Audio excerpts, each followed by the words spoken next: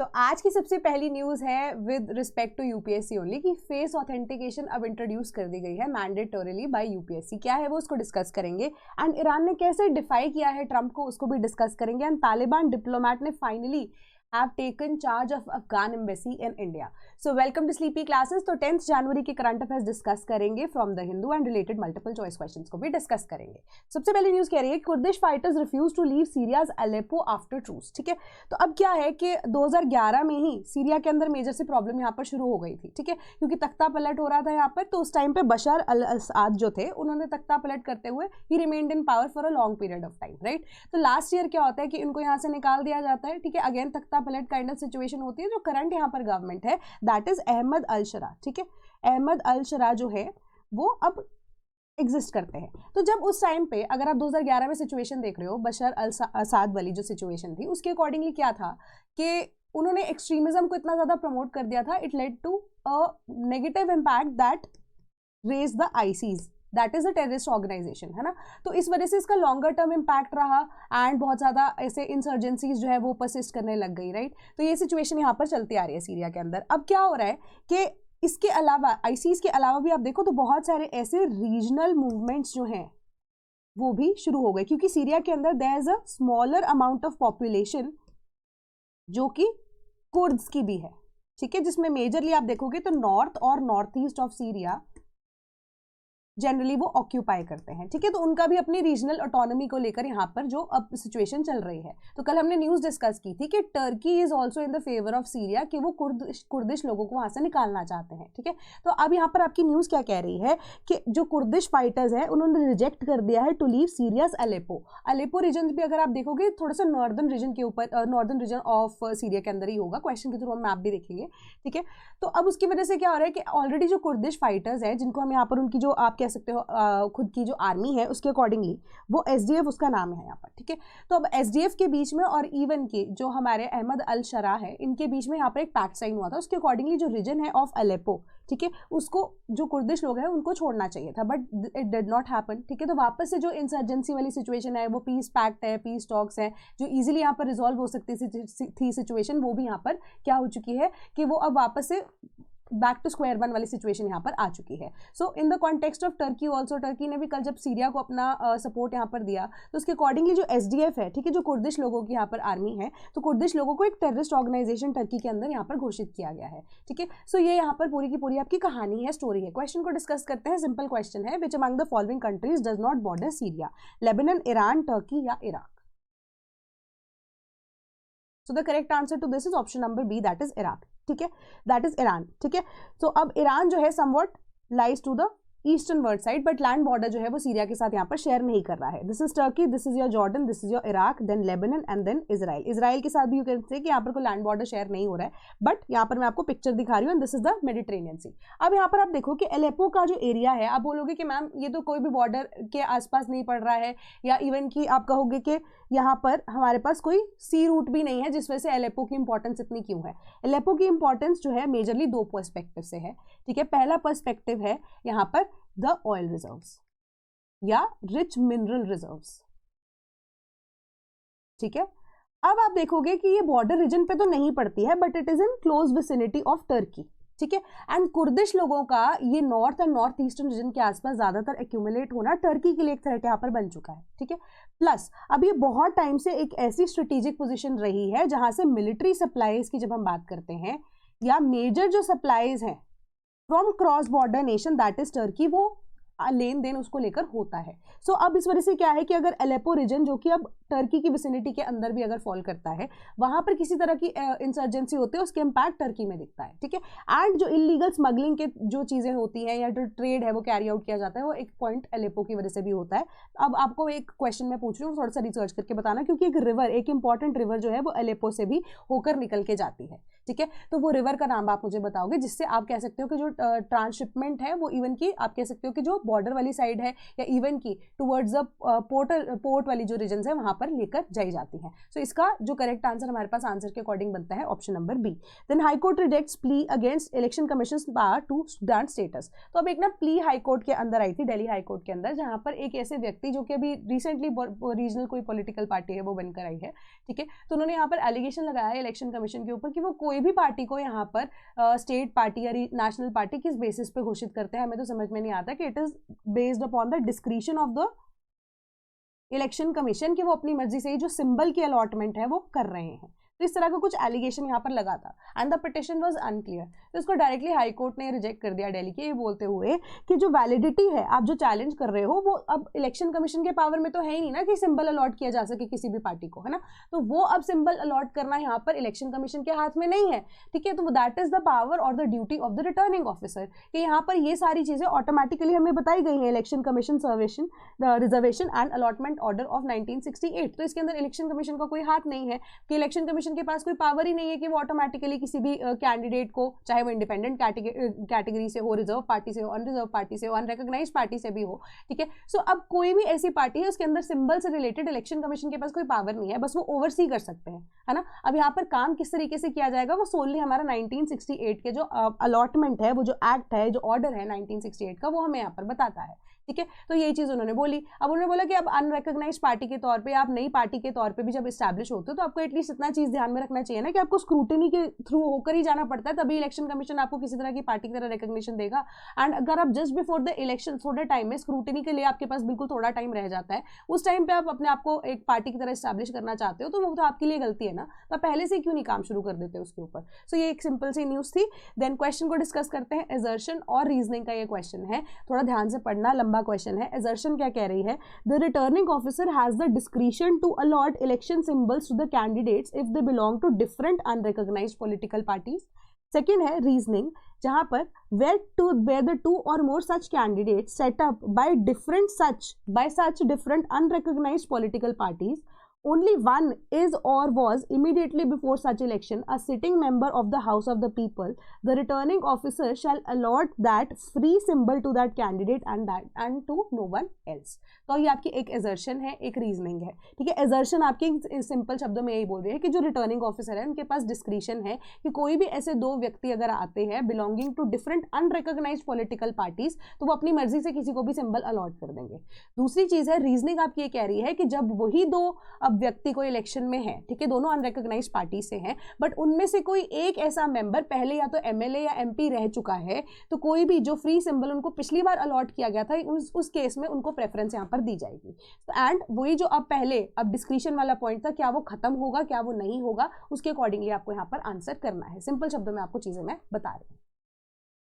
तो आपके अकॉर्डिंगली इसका करेक्ट आंसर क्या बनना चाहिए?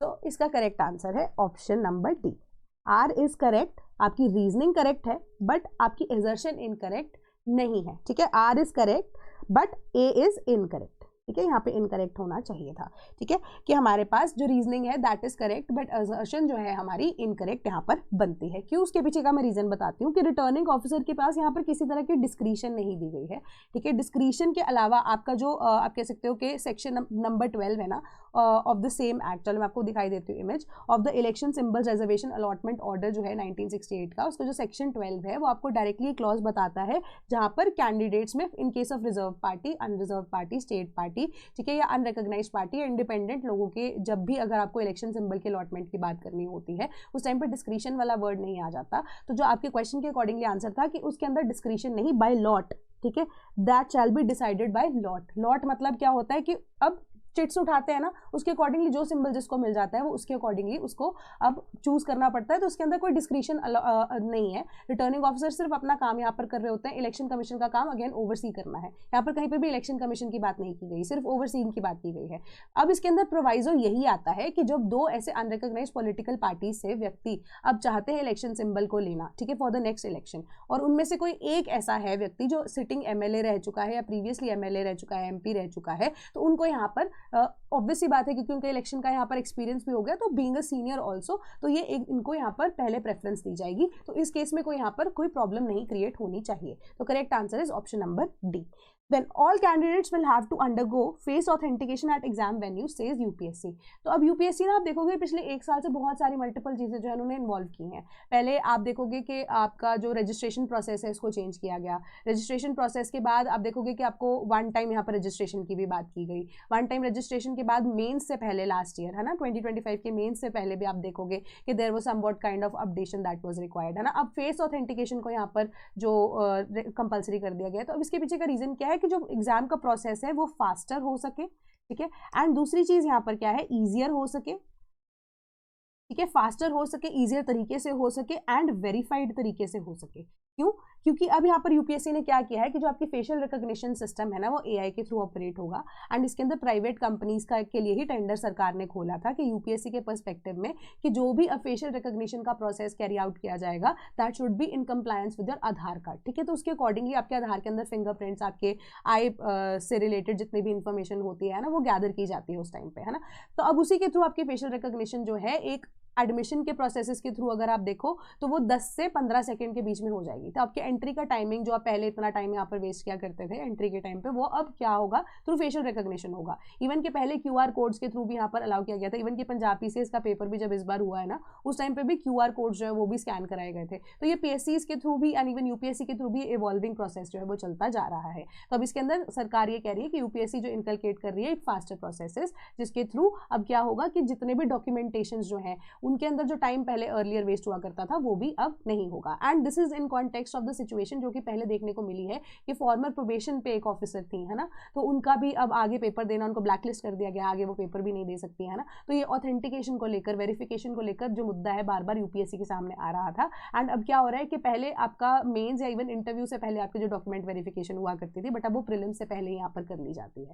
तो पहले डॉक्यूमेंट्स अब वेरीफाई होते हैं, उसके बाद ही आपको पेपर में बैठने दिया जाता है। And this is because the Prestige of UPSC and जो इतने टाइम से वो अपनी लेगेसी को कैरी करते आ रहे हैं उसको भी आगे मेंटेन किया जा सके, है ना। That respect for the commission should stay. क्यों? अब देखते हैं क्वेश्चन, देखते हैं। Consider the following statements. आपको हिस्ट्री ऑफ यूपीएससी से क्वेश्चन आज मैंने पूछ लिया है।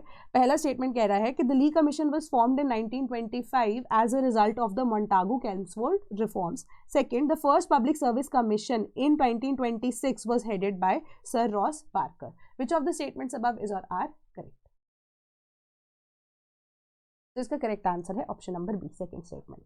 फर्स्ट स्टेटमेंट आपकी सारी करेक्ट है, बट यहाँ पर एक जो ईयर एक्स्ट्रा यहाँ पर डाल दिया गया है वो आपका यहाँ पर काम खराब करेगा, क्योंकि ली कमीशन 1924 के अंदर फॉर्म किया गया था।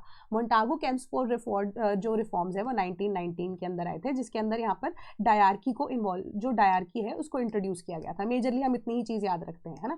डायरकी के अकॉर्डिंगली अब क्या था, अब रिजर्व जो है वो इशूज़ रख दिए गए थे, अनरिजर्व्ड इशूज़ है, लिस्टेड इशूज़ जो है उसको यहाँ पर रख दिया गया था, डिवाइड कर दिया गया था ना डायरकी के थ्रू यहाँ पर प्रोविंसेस को, प्रिंसली स्टेट्स को एंड डिफरेंट एरियाज को, है ना।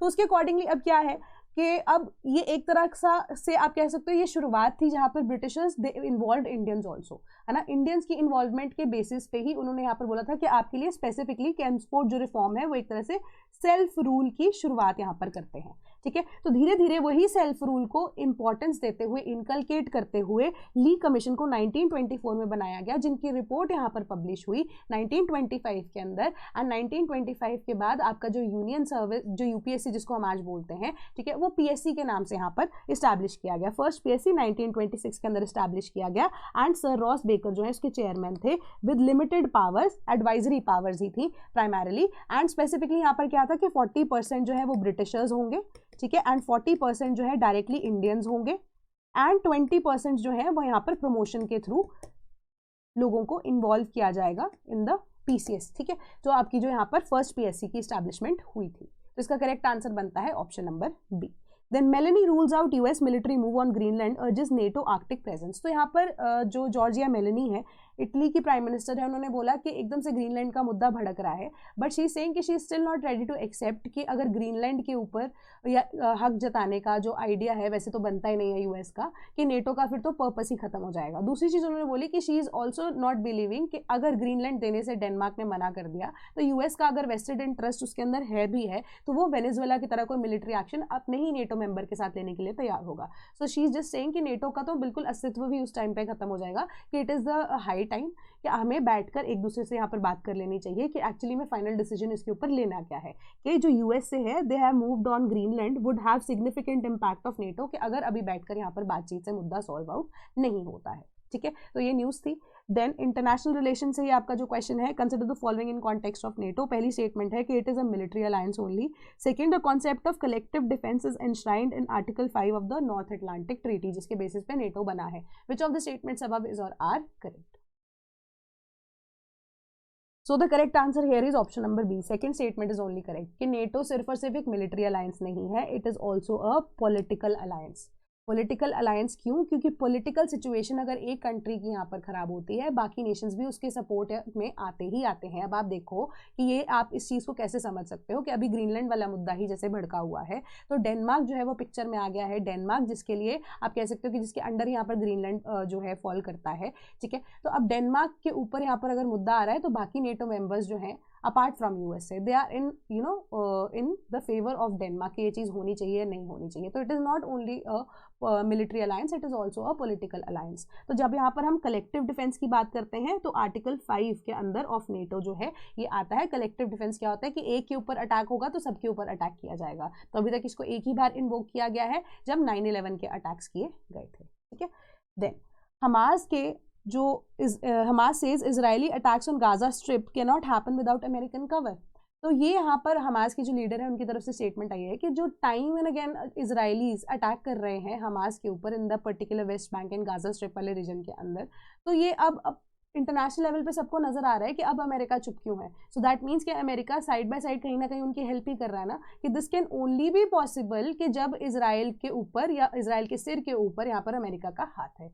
कि उन्होंने यहाँ पर डायरेक्ट एलिगेशन अमेरिका के ऊपर लगाया कि they never want stability in our region and वो नहीं चाहते कि इसराइल सिंस उनका एक मेजर अलाई है, they do not want stability in this particular area and two nation theory all together was a hoax. ठीक है, तो अब ये साबोटाज कर रहे हैं agreement between the Hamas region and Hamas वाले जो लोग हैं उनके बीच में, and when it comes to people of Palestine and when it comes to the people of Israel. की साबोटाज करने का तरीका है कि अब सारी चीज़ें अगर अच्छे से हो रही हैं, सही तरीके से हो रही हैं, कि अब अटैक करने का यहाँ पर मतलब क्या है, या इवन की जो राशनिंग है उसको रोकने का मतलब क्या है। यूएन की जो एजेंसीज है उनकी एड भी रोक दी गई, रिसेंटली हमने वो भी डिस्कस किया था, है ना, कि ये क्यों किया जा रहा है। ये यूएसए की तरफ से इनडायरेक्ट तरीके से ही, अगर आप देखो वॉरफेयर के अंदर आप देखो ना, इनका खाना पानी बंद कर दो अपने आप ही मर जाएंगे, है ना, आपको लड़ाई करने की भी जरूरत नहीं है। बहुत पुराने तरीके हैं, उसको ही अपनाया जा रहा है यहाँ पर। तो वो बोल रहे हैं डायरेक्ट एलिगेशन है कि अमेरिका का हाथ है इसराइल के सिर पे, इस वजह से ये सब कुछ पॉसिबल हो पा रहा है। Then India dismisses Lutnick's claim that PM didn't call Trump to seal the trade. तो अब यहाँ पर अलग ही मुद्दा है यूएसए के साथ इंडिया का। अब 500% वाली बात उन्होंने कह दी है, चिंगारी तो भड़का ही दी है, बट अब ये भी बोला जा रहा है कि अब यूएस की मेसी की तरफ से ये चीज़ को रिलीज किया गया था, स्टेटमेंट को रिलीज किया गया था कि ट्रम्प और जो मोदी जी हैं जब वो लास्ट टाइम यहाँ पर मिले थे उस टाइम पे अब क्या हुआ कि अब बात इनिशियली हो चुकी थी कि किस तरीके से एग्रीमेंट यहाँ पे कैरी आउट होगा, बट पीएम मोदी ने ही उनको फाइनल जो ट्रम्प को अब इन्फॉर्मेशन यहाँ पर प्रोवाइड नहीं की, जिस वजह से जो अब पूरा का पूरा ट्रेड टॉक है वो अभी कंप्लीट ही नहीं हो पाया। टू विच अब इंडिया की तरफ से रिस्पॉन्स आया है कि ऐसा कुछ भी नहीं था, कि इंडिया का अगर ये ट्रेड टॉक वाले मुद्दे की आप बात कर रहे हो उसके बाद भी आप पूरे साल में देखो कि 5 से 7 बार जो है मोदी जी और ट्रम्प जी की बात हुई है आपस में, कि उसके अंदर फिर ये प्रूव हो जाता है कि आप यहाँ पर झूठ बोल रहे हो सरासर, है ना, कि ऊपर से आपने 500% टैरिफ वाली बात लगा दी है कि कंट्रीज लाइक चाइना, ब्राज़ील और इंडिया, ठीक है, जो कि अब तीनों के तीनों, है ना, अब मिलकर यहाँ पर डेवलपमेंट की बात कर रहे हैं, ऑल टुगेदर बात कर रहे हैं, ठीक है, ब्रिक्स के मेंबर्स भी हैं, है ना। तो अब आप हमारे ऊपर यहाँ पर एलिगेशन लगाने की कोशिश कर रहे हो कि 500% टैरिफ लगा देंगे, कि हमारी ग्रोथ आप रोकने की यहाँ पर कोशिश कर रहे हो, कि this is not the correct method to offer things, right. तो अब इसी को यहाँ पर डिसमिस करते हुए लंबे से कॉन्वर्सेशनल जो चीज़ मैंने हाईलाइट किया, इसका आपके साथ कुछ लेना देना नहीं है, बट आप ये रख लो ध्यान में कि ये 500% टैरिफ जो है हाइक वो डायरेक्टली किसको इम्पैक्ट करेगा, इंडिया को, चाइना को और ब्राज़ील को, ये तीनों नेशंस जो हैं वो उसके ऊपर यहाँ पर इम्पैक्ट इसका होने वाला है। Then Iran defies Trump wants protesters of punishment without any leniency. तो ये जो न्यूज़ है ना, ये भी आपको डायरेक्टली ये बताती है कि ईरान के अंदर आप देखो कि मैंने थोड़ा सा रिपीटेशन में आपको बैकग्राउंड हिस्ट्री दे देती हूँ। ईरान के अंदर अभी सिचुएशन क्या चल रही है हमने डिस्कस किया था, राइट।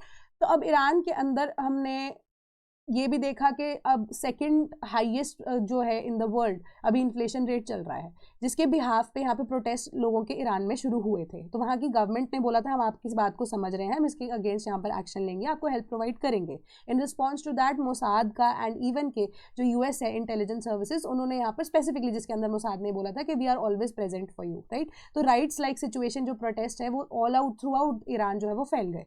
अब क्या होता है कि ईरान की तरफ से ये वार्निंग आती है कि अब जो ये मोसाद की तरफ से स्टेटमेंट जारी की गई है तो ये प्रोटेस्ट भड़काने के लिए की गई है। तो उन्होंने आसपास के जो लोग हैं, लोकल लोग हैं ईरान के, उनको यहाँ पर स्पेसिफिकली ये चीज़ बोली थी कि आपके लिए हमारी ईरान की गवर्नमेंट खड़ी है, बट आप इन प्रोटेस्टर्स के साथ अगर मिल जाते हो तो it will be an act of defiance, तो हम आपको यहाँ पर प्रोसिक्यूट करने की बात करेंगे। टू विच यूएसए रिप्लाइड कि अगर ऐसा कोई चीज़ ईरान अगर करती है तो यूएस जो है ईरान के अगेंस्ट स्ट्रिक्ट एक्शन लेगा, ठीक है। उसके बाद भी ईरान की तरफ से अब डिफायंस के तौर पे ट्रंप की स्टेटमेंट आई है कि अगर पक्का जुडिशरी की तरफ से भी स्टेटमेंट अगेन आई है, देन वहाँ के भी गवर्नमेंट की तरफ से भी स्टेटमेंट आई है। And also an additional point कि ये जो ट्रंप की स्टेटमेंट से पहले ईरान की जो गवर्नमेंट है उन्होंने यहाँ पर एडिशनल सपोर्ट ऑफ मनी भी for the citizen of Iran घोषित की थी, ठीक है। तो अब उसके बाद ये सारी की सारी चीज़ें जो है वो हो रही हैं। तो अब ईरान ने फाइनली बोला है कि हम अपने देश के गद्दारों को किसी भी सिचुएशन में नहीं रखेंगे and we are not afraid of America, कि क्या कॉन्सिक्वेंसेज हमें झेलने पड़ेंगे। And it is because of Mossad, that is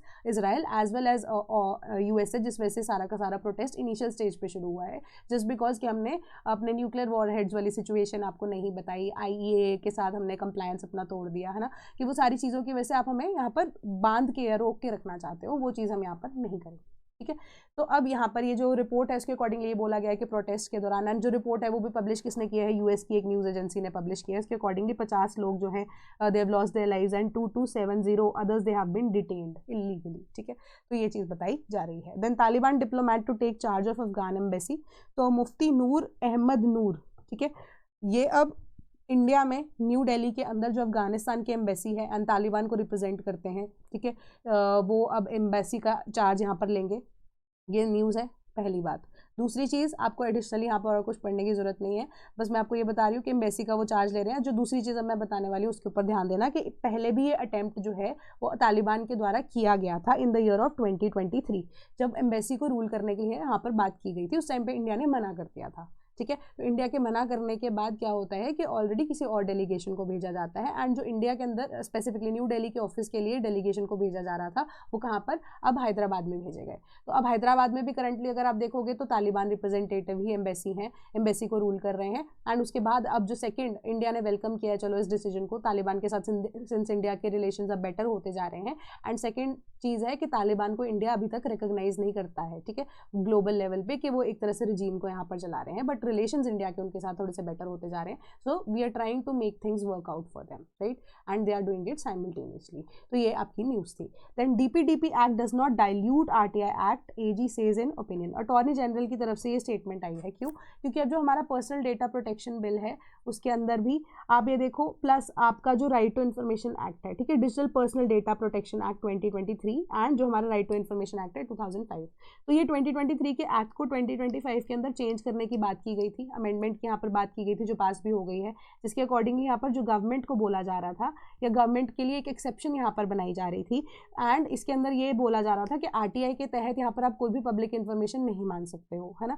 तो अब जो ये एक्ट के अंदर जब 2025 के अंदर अमेंडमेंट की जा रही थी, दैट इज डीपीडीपी एक्ट के अंडर, तो उसके अंदर गवर्नमेंट को एक तरह से फ्री पैसेज वे दे दिया गया था कि जो भी ऐसी कोई इन्फॉर्मेशन अब पब्लिक डोमेन में जो नहीं आनी चाहिए फॉर द नेशनल, जो कि एक नेशनल इंपॉर्टेंस की न्यूज़ है ना, वो नहीं बाहर आनी चाहिए, पब्लिक डोमेन में नहीं आनी चाहिए, तो उसके लिए अब मना कर सकते हैं under RTI also, DPDP act के अंदर उसको यहाँ पर बचाया गया था, ठीक है। तो अब यहाँ पर बोला जा रहा है कि डीपीडीपी एक्ट के अंदर तो आपने अमेंडमेंट कर दी, but it is not in compliance with the RTI act, क्योंकि आरटीआई एक्ट के अंदर तो आपने कोई अमेंडमेंट की ही नहीं है, ठीक है। तो to which attorney general said कि यहाँ पर ऑलरेडी आरटीआई एक्ट के अंदर इन्फॉर्मेशन आपको दी गई है, प्रोवाइड की गई है, जिसके अकॉर्डिंगली अब सिर्फ और सिर्फ हल्की सी जो लैंग्वेज है डीपीडीपी एक्ट की वो चेंज की गई है, बट अब जो ऑलरेडी हमारा आरटीआई एक्ट है वो ऑलरेडी इन कंप्लायंस चल रहा है एंड उसके अंदर कोई अमेंडमेंट की रिक्वायरमेंट ही नहीं है। क्यों? क्योंकि अब जो आरटीआई का सेक्शन 8 सब क्लॉज 1 है वो ये बोलता है कि exemptions where there shall be no obligation to give any citizen information in response to a request.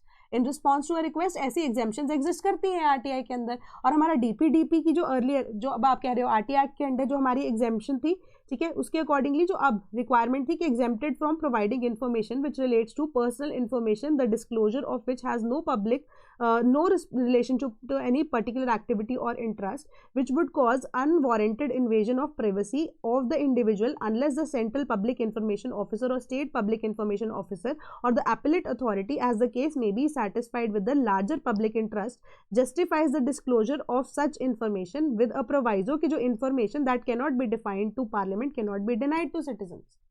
ठीक है, तो अब इन्होंने यही बात बोली है कि आरटीआई एक्ट में आप जो चेंजेस यहाँ पर बोल रहे हो उसके अकॉर्डिंगली आप, ये तो ऑलरेडी एक्ट जो प्रोविजन के अंदर एग्जिस्ट करता ही था, बस थोड़ी सी इसकी लैंग्वेज को यहाँ पर सिंप्लीफाई कर दिया गया है कि जो डीपीडीपी एक्ट है वो कहीं पे भी आरटीआई के प्रोविजंस को डाइल्यूट नहीं कर रहा, बट वो यहाँ पर आपको क्या कर रहा है, आपकी पर्सनल इन्फॉर्मेशन जो है वो लीक होने से बचा रहा है एंड कोई भी ऐसी इन्फॉर्मेशन जो कि रिक्वायर्ड नहीं है कि किसी भी तरीके से उसको यहाँ पर बाहर आना चाहिए, किसी की पर्सनल इन्फॉर्मेशन जो है अब किसी भी तरीके से आरटीआई डाल के ले ली जाती थी। क्योंकि आधार, क्योंकि अब मैंने ना कई बार इंटर्नशिप भी की है, ठीक है, तो अब इंटर्नशिप के अंदर ना हम सर्विस कमीशन के अंदर ही यहाँ पर काम करते होते थे, ठीक है, तो वहाँ पर हम बहुत सारे ऐसे केसेस देखते थे जिसके अंदर आरटीआई डाल दी जाती थी, वहाँ पे पर्सनल डेटा आधार कार्ड का बहुत ज़्यादा लीक भी हुआ करता था। सो अकॉर्डिंग टू दैट अगर हम इम्प्लीमेंटेशन स्टेज पे बात करें तो सरकार का ये स्टेप बिल्कुल सही है, बट इसका मिसयूज होने के चांसेस भी हैं, तो प्रोज एंड कॉन्स भी हैं। तो यहाँ पर उन्होंने सिटीजन को तो प्रोवाइड कर दी है एक तरह से प्रोटेक्शन एडिशनल है, बट एक तरह से वो loop hole for the central government और फॉर द स्टेट गवर्नमेंट्स भी यहाँ पर प्रूव हो सकता है ना, तो एक कॉइन के दो पहलू ही है वो।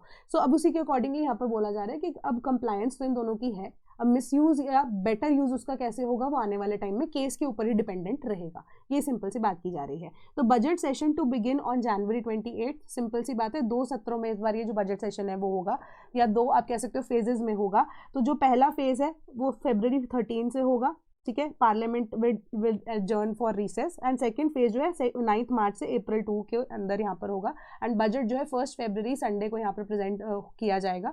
एंड जो बीच में इस बार गैप रखा गया है दैट इज बिकॉज कि फर्स्ट फेज के अंदर जो भी अब चीज़ें इंट्रोड्यूस की जाएंगी, बजट के ऊपर डिस्कशन की जाएगी, तो पार्लियामेंट्री कमिटीज़ को टाइम चाहिए होता है ना, just to scrutinise things, verify things, तो उस टाइम पे जो पार्लियामेंट है उसका टाइम भी वेस्ट ना हो, है ना, एंड इस रिलेटेड जो टॉपिक्स हैं उसके सब्सिक्वेंटली बाकियों को भी टाइम मिल जाएगा कि काउंटर अपना तैयार करने के लिए, तो सेकंड फेज के अंदर उसके ऊपर डिस्कशन होगी, ठीक है। सो ये सारी आपकी न्यूज़ थी। Then Varanasi tent city inaugurated by PM violated environmental norms. NGT ने यहाँ पर बोला कि 2 ऐसी प्राइवेट कंपनीज है वाराणसी के अंदर, 2023 के अंदर वाराणसी टेंट सिटी को इनॉग्रेट किया गया था गंगा के बिल्कुल घाट के पास में, है ना, तो अब उसने वायलेट किए हैं एनवायरमेंटल नॉर्म्स। क्यों? क्योंकि वो पुरानी एक जो सेंचुरी है जिसको डी नोटिफाई कर दिया गया था इन 2020, जिसका नाम कछुआ वाइल्ड लाइफ सेंचुरी हुआ करता था, जो कि एक टर्टल सेंचुरी है, ठीक है, अब उसको डी नोटिफाई तो कर दिया गया बट वो इकोनॉमिकली सेंसिटिव जोन के अंदर ऑटोमेटिकली है, ऑल्दो डी नोटिफाइड है, बट जो भी है कि इतने इकोलॉजिकली सेंसिटिव जोन के अंदर आप पहली बात तो आपको परमिशन कैसे मिली, ठीक है, परमिशन तो चलो अब मिल गई, उसके बाद भी जो प्राइवेट कंपनीज है जिनको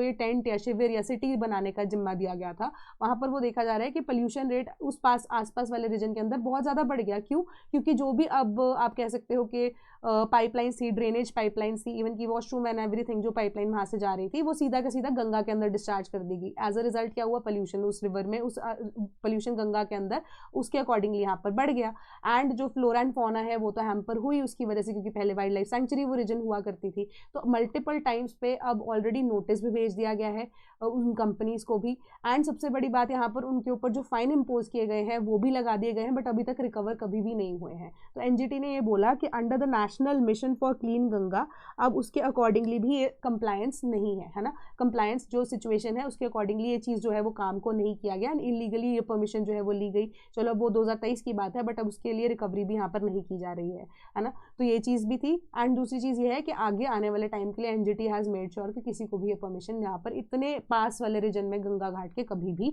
नहीं दी जाएगी, कम वॉट में कभी भी परमिशन नहीं है, ठीक है। Then centre chairs meet to chart pathway for Samagra Shiksha 3.0। समग्र शिक्षा सभी की शिक्षा की यहाँ पर बात हो रही है, 3.0 वर्जन उसका निकाला जा रहा है कि डिस्कशन यहाँ पर की गई मिनिस्टर्स के द्वारा कि best practices, emerging challenges, priority interventions की क्या रिक्वायरमेंट है, कि किस तरीके से गवर्नेंस को एजुकेशन सेक्टर के अंदर, school governance, infrastructure, teacher training, student entitlements को कैसे बेटर किया जा सकता है। तो पब्लिक पार्टिसिपेशन स्कूल मैनेजमेंट के अंदर बढ़ा दी जाएगी, कमिटीज़ बढ़ाई जाएंगी, स्टेट रिप्रेजेंटेटिव्स जो है इनको एडिशनल सपोर्ट के लिए यहाँ पर रखने की बात की जा रही है, टीचर ट्रेनिंग के लिए बात की जा रही है, देन कैपेसिटी बिल्डिंग के लिए यहाँ पर बोला जा रहा है। तो एडिशनली यहाँ पर क्या है कि जो सिस्टम्स उनको इस्टेब्लिश किया जाएगा जहाँ पर रिस्पॉन्सिबिलिटी गवर्नमेंट की भी बढ़ेगी, एंड ऑपरेशनल स्कूल्स जो है उनके अंदर भी रिस्पॉन्सिबिलिटी होगी, बढ़ाई जाएगी उनकी रिस्पॉन्सिबिलिटीज़ भी, ताकि वो हमारे जो फ्यूचर हैं दैट इज़ द बच्चे, ठीक है, बच्चे जिनको एजुकेशन प्रोवाइड किया जाना है, तो उनको वो बेटर एजुकेशन और इम्पार्ट कर सकें, ठीक है। क्योंकि हम अपने आप देखोगे कि प्रधानमंत्री मोदी ने हमारी क्या बात की थी, हमारे फ्यूचर्स की, फ्रंट लाइन डिफेंस की उन्होंने रिसेंटली ये बात की थी, है ना, कि हमारे जो देश का फ्यूचर है वो यही है, हमें इनको यहाँ पर ग्रो करवाना है, ठीक है। क्योंकि हमारा फ्रंट लाइन जो आप कह सकते हो वॉरियर्स की तरह है, क्योंकि हमारे पास ये डिविडेंड जो है अभी उसको यूटिलाइज करना बाकी है, ठीक है। सो अब क्या है कि विजन फॉर अ विकसित भारत 2047 अचीव तभी हो सकता है कि हर child in India has access to quality education and country achieves 100% school enrolment ratio, ठीक है। अभी जो फोरम है उसको इस्टेब्लिश करने की बात की जा रही है for charting a clear road map कि होलिस्टिकली स्ट्रेंथन कैसे किया जा सकता है स्कूल इकोसिस्टम को, स्कूल एजुकेशन इकोसिस्टम को। ये आपकी सिंपल सी न्यूज़ थी। Then Shah launches database on bomb blast in India. तो अब इसका नाम क्या है, that is National Improvise Explosive Device Data Management System, and इसमें डिटेल यहाँ पर 1999 ऑनवर्ड सेव की जाएंगी। अब इसका पर्पस क्या है, इसको सिक्योरिटी एजेंसीज, पुलिस डिपार्टमेंट्स, ठीक है, एंड इवन की आर्मी, मिलिट्री, नेवी ये यूज़ कर सकते हैं। अब क्या है, एक तरह से सिंपल सी बात है कि एक पोर्टल है जिसमें 1999 ऑनवर्ड जितने भी अब अटैक्स हुए हैं, बॉम्ब ब्लास्ट हुए हैं, उससे रिलेटेड जितनी छोटी से छोटी इन्फॉर्मेशन मिलती जाएगी उसके बारे में अपडेशन यहाँ पे डाल दी जाएंगी, ठीक है। अब सपोज कीजिए कि ऐसा कोई भी अब बॉम्ब अटैक है, जो बॉम्ब ब्लास्ट है वो एक पर्टिकुलर सर्टन ईयर के अंदर हो चुका पहले, एंड उसी की इन्वेस्टिगेशन अभी ऑन गोइंग है, उसके बारे में इन्फॉर्मेशन इस पोर्टल पे अपलोड कर दी गई है, एंड खुदा ना खास्ता कोई और यहाँ पर बॉम्ब ब्लास्ट होता है सिमिलर मैनर के अंदर, तो अब एआई की इंटीग्रेशन की वजह से इसके अंदर क्या किया जाएगा, सिमिलर नेचर का अगर अटैक होता है जो कि पहले भी कभी हुआ है, उससे रिलेटेड जितनी भी इन्फॉर्मेशन है वो उसको क्यूमुलेट कर देगा, कल्मिनेट कर देगा, ठीक है। उसके बाद क्या होगा कि अब यहाँ पर आइडिया लग सकता है कि who can be a possible culprit, कि इस तरीके का काम कौन करता है। तो अब क्या होगा कि फील्ड वर्क थोड़ा सा कम हो जाएगा, एंड इजीली आपको जो इन्फॉर्मेशन अगर एक्सेसिबल होगी, नेट ग्रिड की तरह ही है, बट ये स्पेशलाइज यहाँ पर कर रहा है बॉम्ब ब्लास्ट के केसेस में, ठीक है। इन the context of Delhi bomb blast जो कि भी रिसेंटली यहाँ पर हुए हैं, उसी की वजह से ये स्पेसिफिकली किया है। नेट ग्रिड अलग है, बट अब ये अलग से पोर्टल सरकार ने लॉन्च किया है specifically in the case of bomb blast. Then SEBI exclude small brokers from technical glitch framework. अब टेक्निकल ग्लिच फ्रेमवर्क क्या होता है, टेक्निकल ग्लिच इज कि कई बार ना सेटलमेंट के अंदर आपका थोड़ा सा एक्स्ट्रा टाइम लग जाता है, तो वो छोटे ब्रोकर्स जो है उनको यहाँ पर क्या कर दिया गया है, एग्जेम्प्ट कर दिया गया है। सेबी यहाँ पर मार्केट रेगुलेटर होते हुए जो बड़े ब्रोकर्स हैं जिनके लिए स्पेसिफिकली यहाँ पर बहुत इंपॉर्टेंट है कि वो अब बड़े बड़े सिंस क्लाइंट्स को, नंबर ऑफ क्लाइंट्स को, जनता को ज़्यादा केटर कर रहे हैं, तो उनकी रिस्पॉन्सिबिलिटी ज़्यादा है। तो छोटे जो मार्केट रेगुलेटर्स हैं उनको यहाँ पर, मार्केट रेगुलेटर नहीं, छोटे यहाँ पर जो ब्रोकर्स हैं उनको यहाँ पर स्पेसिफिकली थोड़ा सा भी टाइम के लिए एग्जेम्प्ट कर दिया गया है। तो अब 10,000 रजिस्टर्ड क्लाइंट्स जो हैं उनसे कम उनको इस फ्रेमवर्क के अंदर इंक्लूड नहीं किया जाएगा। 10,000 से ज़्यादा अगर आपके पास क्लाइंट्स इन्वॉल्व हैं उनको कंप्लाई करना पड़ेगा इस फ्रेमवर्क के थ्रू, ठीक है। एंड ये भी एक्सटेंड कर दिया गया है, उनको इसलिए एग्जेम्पशन भी दी गई है टेक्निकल ग्लिच फ्रेमवर्क से कि अब फर्दर रिवाइज फ्रेमवर्क ने ये भी एक्सटेंड किया है कि टाइम टू टाइम रिपोर्ट करें ग्लिचेस को फ्रॉम 1 आवर to 2 आवर्स। जो ब्रोकर्स अब इस रिवाइज रेगुलेशन के अंदर आते हैं वो अब इसलिए एक कॉमन प्लेटफॉर्म उनके लिए डेवलप कर दिया गया है, वो उसको उनके थ्रू यहाँ पर रिपोर्ट कर सकते हैं। तो कई बार ना सेटलमेंट को रिलेटेड या जो पैसे से रिलेटेड कई बार डेबिट हो जाती है ट्रांजैक्शन, वो क्रेडिट नहीं होती, अगर आपने कुछ परचेज किया है वो नहीं होता, तो छोटे छोटे ग्लिचेस जो है 1 से 2 घंटे के अंदर रिपोर्ट करने जरूरी होते हैं, क्योंकि आगे जाके ना बहुत ज़्यादा प्रॉब्लम्स क्रिएट करते हैं कैलकुलेशंस के अंदर। तो एक क्लियर ट्रांसपेरेंट तरीके से काम किया जा सके, तो जो भी ऐसे प्लेटफॉर्म्स हैं जहाँ पे 10,000 से ज़्यादा लोग एनरोल्ड हैं, तो उनको ये स्पेसिफिकली टेक्निकल ग्लिचेस फ्रेमवर्क को फॉलो करना जरूरी होगा at any cost. Then gold ETF score over equities in December. अब इसका ना अब एक कॉन्टेक्स्ट को देखते हूँ। गोल्ड ETF अब आपको समझ में आ गए होंगे कि फिजिकल गोल्ड की यहाँ पर बात नहीं कर रहे हैं हम यहाँ पर बात कर रहे हैं इंडेक्स की, जिसके अंडर ट्रेडिंग होती है कमोडिटीज़ की, एंड स्पेसिफिकली गोल्ड ETFs की बात की जा रही है। तो यहाँ पर क्या है, उन्होंने बोला कि एक तो ETFs आ गए हमारे पास, ठीक है। ETFs की जो अब काम होता है वो काम किस तरीके से होता है, अगर आपको परचेज करने हैं ETFs, जनरली आप उस केस में कैसे होते हो, आपको कैसे ट्रेड करना होता है, आइदर आप सिस्टमैटिक इन्वेस्टमेंट प्लान SIP को यूज़ करते हो, ठीक है, या आप एक लंप सम अमाउंट को यहाँ पर डालते हो for a longer period of time, तब जब तक मैच्योरिटी नहीं होती। ये दो चीज़ें यहाँ पर हैं। तो एक तरह से क्या है, ये म्यूचुअल फंड्स की तरह ही आपके काम कर रहे हैं, है ना।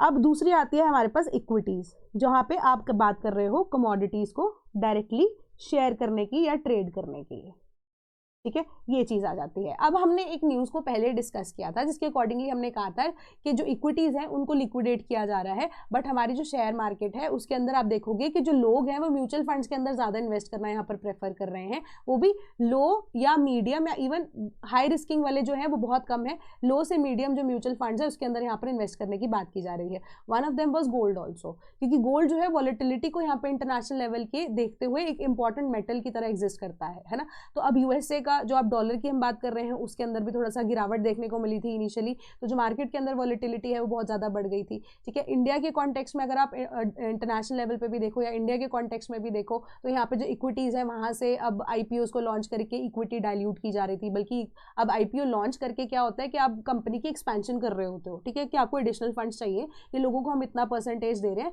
ये इतना एडिशनल फंड हमारे पास आ जाएगा, उसके बाद हम कंपनी एक्सपैंड कर रहे हैं। बट आईपीओ को एक अब क्विटिंग गेटवे की तरह यूज़ किया जाता है, जिसकी वजह से सेबी अगेन काम कर रहा है इसके ऊपर, ठीक है, कि अब क्या है कि आईपीओ लॉन्च करने के बाद जो मेजर शेयर होल्डर है उतना पैसा आ जाता है, वो अपना स्टेक लेकर चले जाते हैं, जिस वजह से आईपीओ जो है जिनको आइदर या ग्रे मार्केट प्राइस के अकॉर्डिंग भी अगर आप देखो तो उनको ओपन या प्रीमियम में खुलना चाहिए था, बट वो खुलते ही क्या होता है बिल्कुल डाउन चला जाता है, या वो खुलता ही डेप्रिशिएटेड अमाउंट के ऊपर है ना।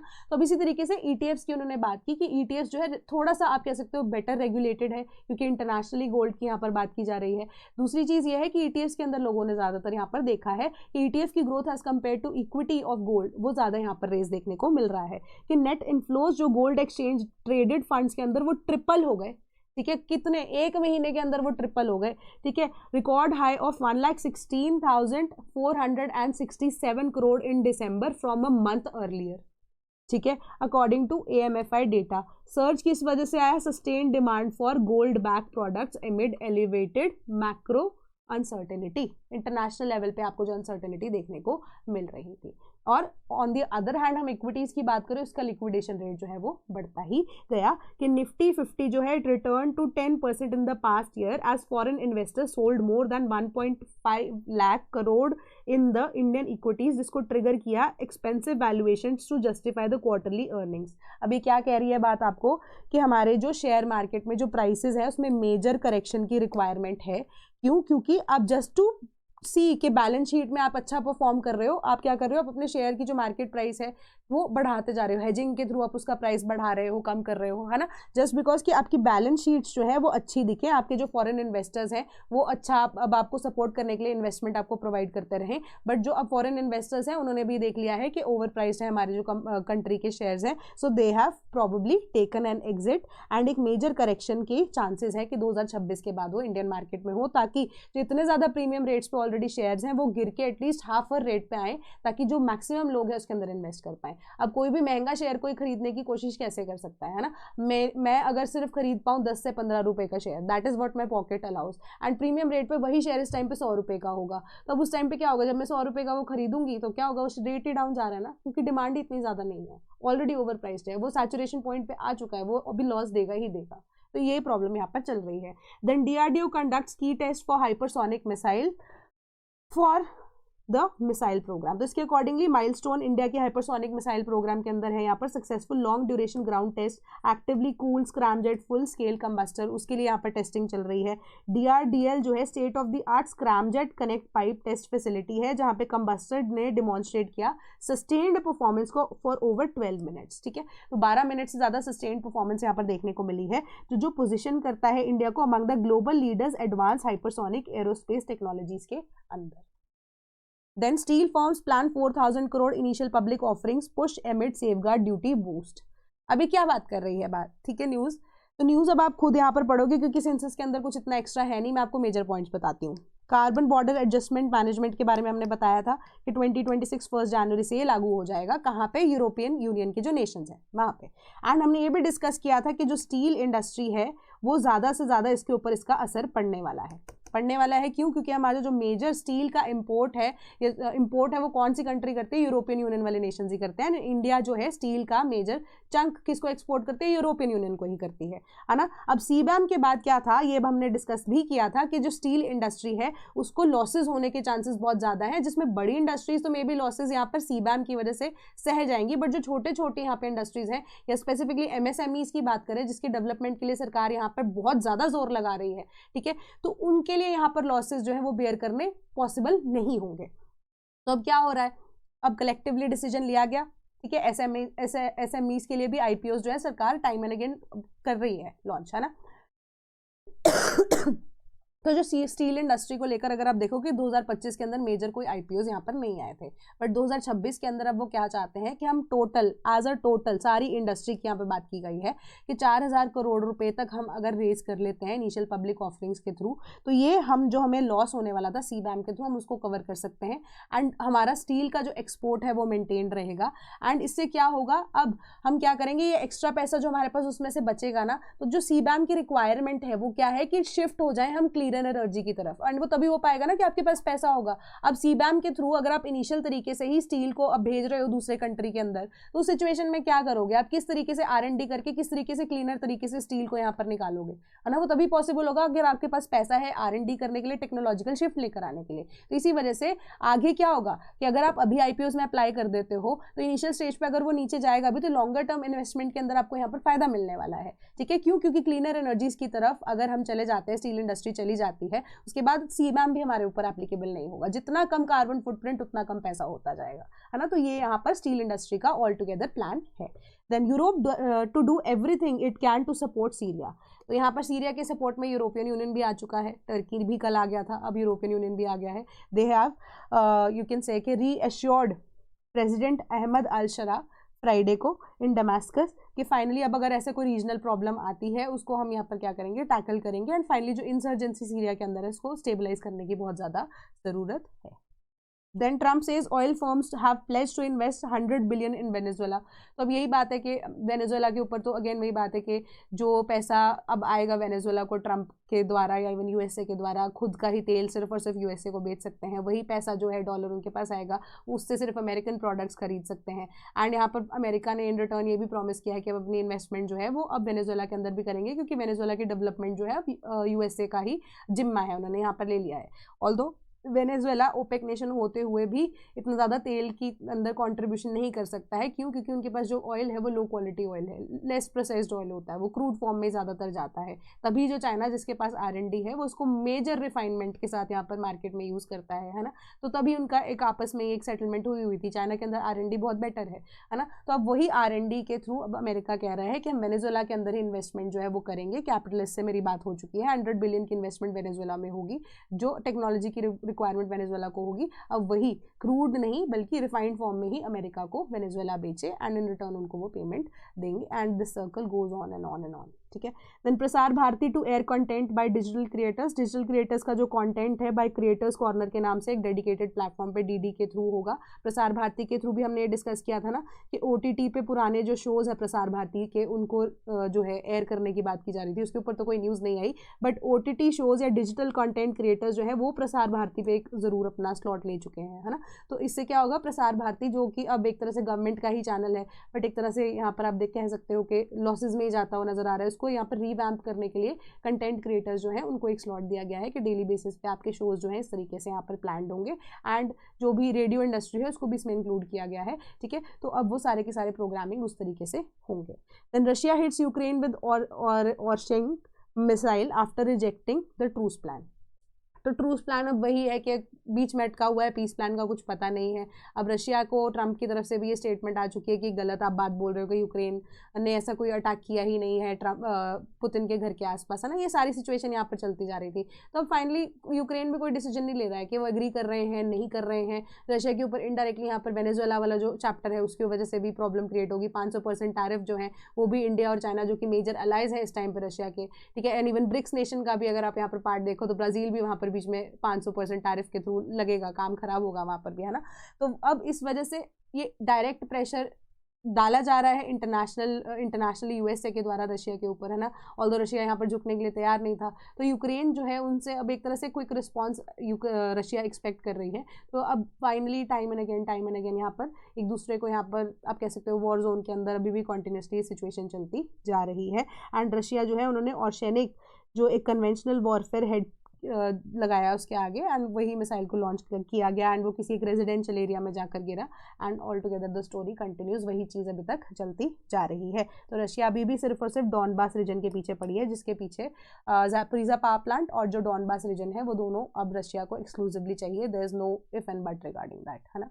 तो 2026-2027 की जो फाउंडेशन बैचेस है for UPSC and state PCS and even की फॉर ऑप्शनल्स ऑल्सो आपको यहाँ पर दिख जाएंगे, ठीक है। तो यूपी पीसीएस का, बिहार का, इवन के हमारे पास फाउंडेशन कोर्सेज 2026-2027 के अवेलेबल हैं। एंड हमारा जो वेबसाइट, जब आप उसको विजिट करोगे, हमारे पास एक्सक्लूसिवली ई बुक्स का कॉर्नर भी है, तो आप एक बार उसको भी जाके चेकआउट कर सकते हो। तो वहाँ पर आपको CUET अंडर ग्रेजुएट की डिफरेंट PYQs की बुक भी मिल जाएंगी, ठीक है, जिसके अंदर हॉलिस्टिकली पिछले आप कह सकते हो जब से CUET ने ऑफिशियली पेपर यहाँ पर रिलीज करना शुरू किया है 2022 ऑनवर्ड्स, उसके भी आपको आंसर्स यहाँ पर बने बनाए मिल जाएंगे। तो आपकी प्रिपरेशन के लिए भी आसान हो सकता है। तो अगर आपको कोई भी कोर्स में अगर रुचि है लेने की, तो आप हमारी वेबसाइट www.sleepyclasses.com पर जा सकते हैं, या आप हमारे टोल फ्री नंबर 1800-8903-043 पे हमें कॉन्टैक्ट कर सकते हैं, या sleepy.classes@gmail.com पे भी हमसे टच में हो सकते हैं। एंड कोई भी डाउट अगर आपको यहाँ पर होता है इन केस ऑफ एनी न्यूज़, तो आप हम टेलीग्राम ग्रुप में मेरे साथ जुड़ सकते हैं, डायरेक्टली उस डाउट को यहाँ पर रेजोल्यूशन की तरफ लेकर चलेंगे। That is all from my side today. Thank you so much.